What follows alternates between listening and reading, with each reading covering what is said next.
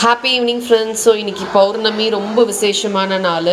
அன்னாபிஷேகம் ரொம்ப இம்பார்ட்டண்ட்டு. போயிட்டு நம்ம கோயிலில் தரிசனம் பண்ணிவிட்டு அன்னாபிஷேகம் ஒரு பருக்க சாதம் கடித்தாலுமே ரொம்ப நமக்கு புண்ணியம் அண்ட் ஹெல்தின்னு சொல்லுவாங்க.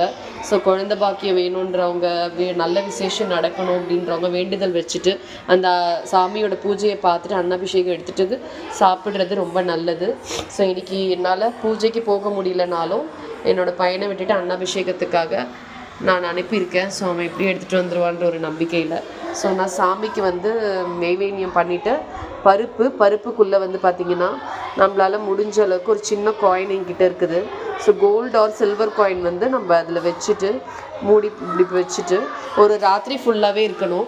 ஸோ பௌர்ணமி முடிஞ்ச பிறகு அதுக்கப்புறம் அதை எடுத்துகிட்டு பருப்பை சாம்பார் பண்ணி சாப்பிட்டுக்கலாம்.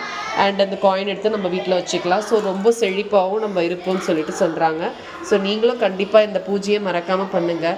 ஸோ ஆஃபீஸ் போகிறவங்க எல்லாருக்குமே டைம் இருக்காது. அட்லீஸ்ட் ஈவினிங் இந்த ட்ரை பண்ணுங்கள். இந்த மாதிரி விளக்கு போட்டுட்டு சாமிக்கு முடிஞ்ச நெய்வேத்தியம் பண்ணிவிட்டு இந்த மாதிரி பருப்பில் சில்வர் அண்டு கோல்டு காயின் உங்கள்கிட்ட இருக்கிறத வச்சு நீங்கள் இந்த மாதிரி பூஜை பண்ணிக்கலாம்.